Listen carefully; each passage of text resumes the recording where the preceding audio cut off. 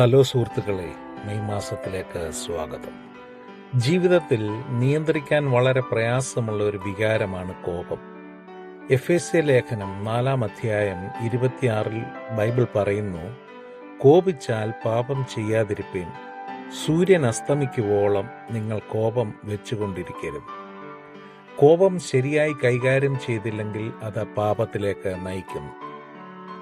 അത് വേദനിപ്പിക്കുന്ന വാക്കുകൾ, ബന്ധങ്ങളിൽ തകർച്ച, പ്രതികാര ചിന്ത, ആഴത്തിലുള്ള മനോവേദന എന്നിവയിൽ കലാശിച്ചേക്കാം. അതിനാൽ കോപമുണ്ടാകുന്ന സമയങ്ങളിൽ ഈ 3 ലളിതമായ മാർഗങ്ങൾ ഓർമ്മിക്കുക. 1. നിർത്തുക. കോപത്തിൽ നിങ്ങൾ ചെയ്യുന്നത് എന്തായാലും ഉടനെ നിർത്തുക. ആ സമയത്ത് നിങ്ങൾ എന്താണ് ചിന്തിക്കുന്നതെങ്കിലും അത് പറയരുത്. ഇമെയിൽ എഴുതുകയോ സന്ദേശം അയക്കുകയോ ചെയ്യരുത്. തിടുക്കത്തിൽ പ്രവർത്തിക്കരുത്.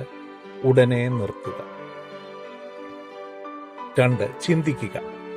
നിങ്ങളുടെ ഹൃദയത്തെ പരിശോധിക്കുക. എന്താണ് എന്നെ ശരിക്കും അലട്ടുന്നത് എന്ന് സ്വയം ചോദിക്കുക.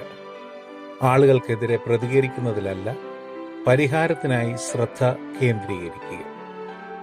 3. അന്വേഷിക്കുക. പ്രാർത്ഥനയിൽ ദൈവത്തെങ്കിലേക്ക് തിരിയുക. നിങ്ങളുടെ ഹൃദയം അവന്റെ മുമ്പാകെ പകരുക. അവന്റെ മാർഗനിർദ്ദേശത്തിനും ജ്ഞാനത്തിനും സമാധാനത്തിനും വേണ്ടി അപേക്ഷിക്കുക.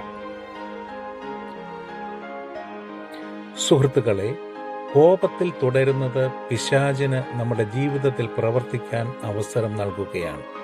അതിനാൽ ശ്രദ്ധിക്കുക, സൂര്യൻ അസ്തമിക്കുവോളം നിങ്ങൾ കോപം വെച്ചുകൊണ്ടിരിക്കരുത്. സന്തോഷിക്കുക, ആനന്ദിക്കുക, സമാധാനമായി ജീവിക്കുക. സമാധാനപരവും അനുഗ്രഹീതവുമായ ഒരു മെയ് മാസം ആശംസിക്കുന്നു.